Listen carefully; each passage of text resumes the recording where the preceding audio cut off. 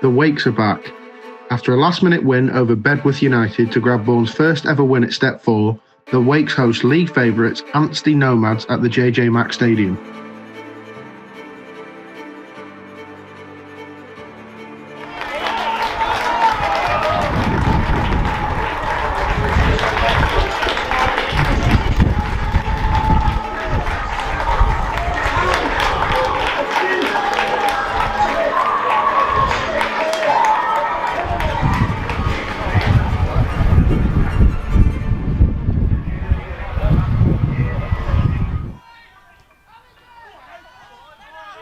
The Wakes started brighter and Zach Allen's half volley evaded the hands of Conrad Logan and put the Wakes ahead on the evening.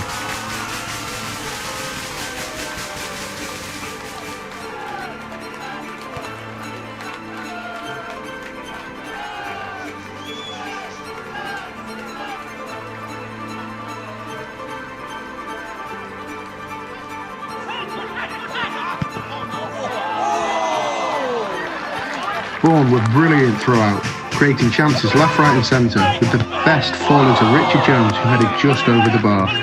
This would come back to haunt the Wakes, as Anstey's only real chance from a Jay Fulton long throw found Murphy's foot and was guided home from 6 yards out.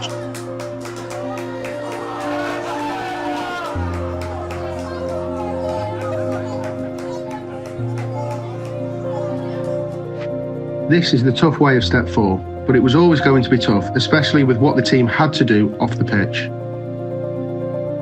Back in May, when we had nearly 2,000 people here for the playoff final, it was an absolutely incredible day for the club's history.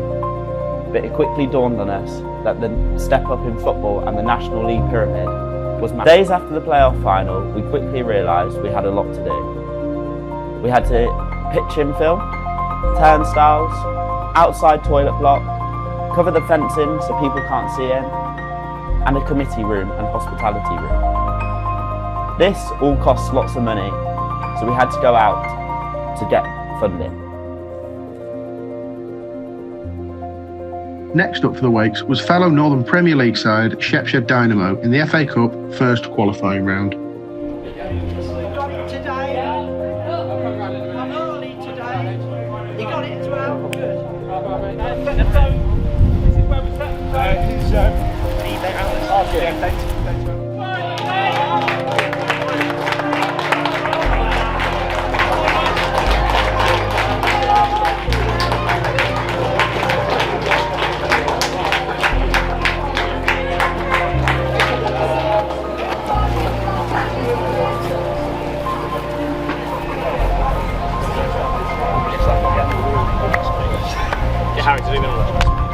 Play in the right area, we proved that we can fucking get the ball high and wide, but also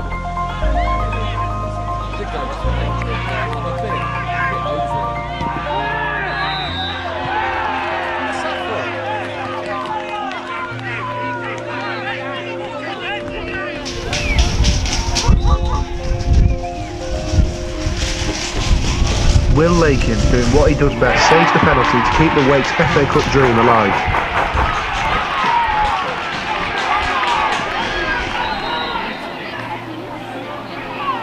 The game ended 0-0 with a replay at Butthole Lane on the following Tuesday to come.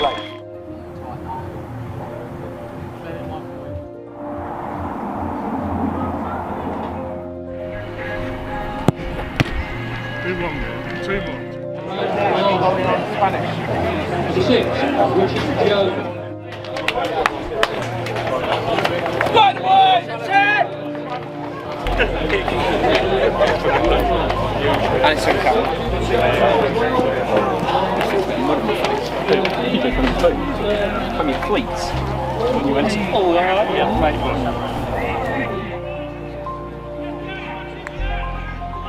The Wakes started slow at the Dovecote and went behind in the 13th minute from a Chad Tinsman header.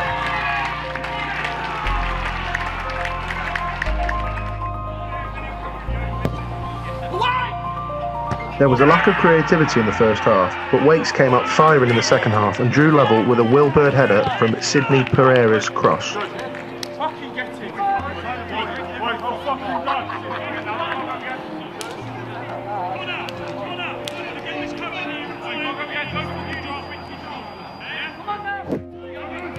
However, one thing holding the Wakes back was the officiating.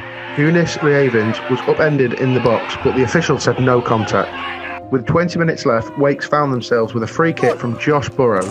Whipping the ball in like his brother Harrison, it found Robbie Ellis, who snatched at the chance on the half volley, who hit the post from 6 yards out. The Wakes couldn't find a winner, so the game went to extra time at the Dovecote. Shepshed once again started brighter and against the run of play took the lead on the counter, with sub Jack York tapping home, giving the hosts the lead once again.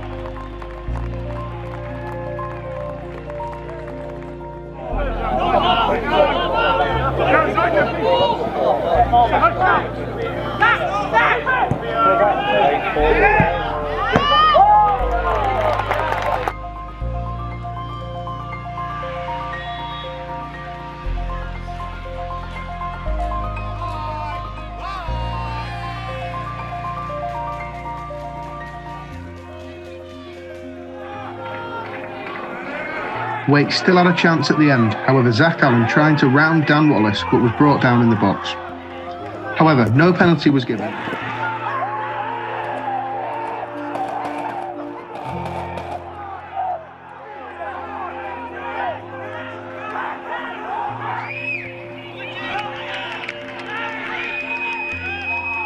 And the Wakes exited the FA Cup. The Wakes, reminiscing in their amazing FA Bars campaign from the last season, which saw Wakes reach the quarter-finals, wanted to mount a new underdog story, this time in the FA Trophy. This game also saw the return of Hereward the Wake apparently, as he led the players out in front of 502 fans at the lawn.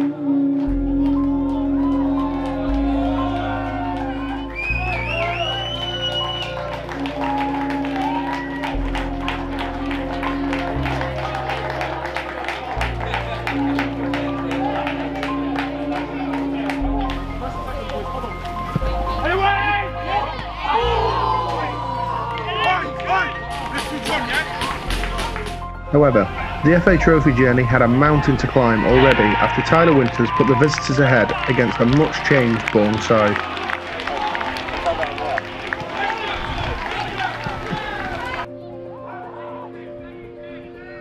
This was worsened 7 minutes later on as Ollie Brownhill made it 2-0 on the day and giving Wakes a mountain to climb.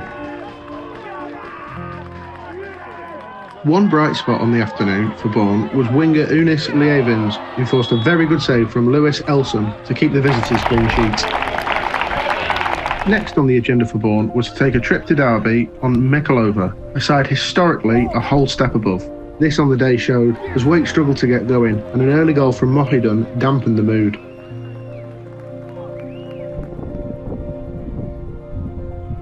Things went from bad to worse, and just before the break, Bourne lost the ball at the back, and Webb was there to round Lakin and slot into an empty net.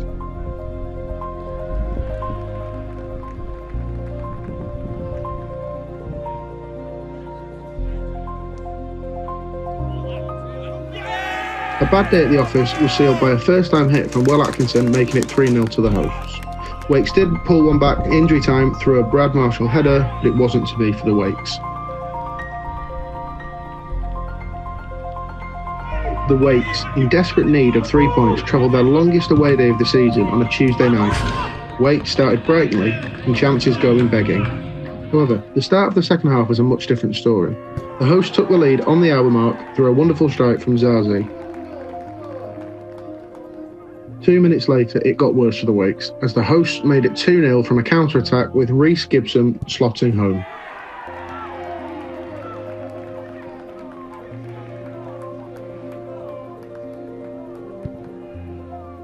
Wakes had to start turning it round and felt already a big game versus fellow strugglers of Racing Club Warwick at the JJ Mack Stadium. This would give home fans a chance to see home debutant Jordan O'Brien, recently acquired from Bourne Town, and Peterborough sports loanee Sam Bailey. This was also the first game with the use of the newly installed turnstiles at the entrance of the lawn. This club is the heart of the community, and with thanks to them, we've been able to achieve the ground grading requirements for Step 4. 343 anticipatory fans used those new turnstiles, looking forward to a chance to see first ever home win at Step 4.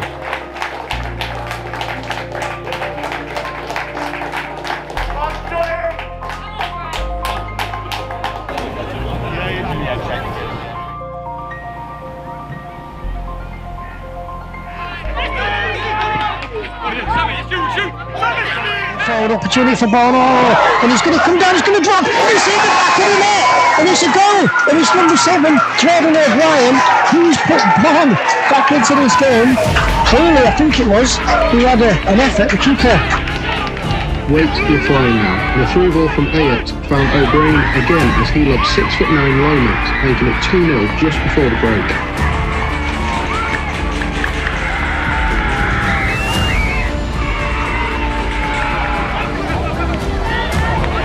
The third did come, however, with O'Brien sealing his hat-trick on the volley and making it a 10 out of 10 home debut for the winger.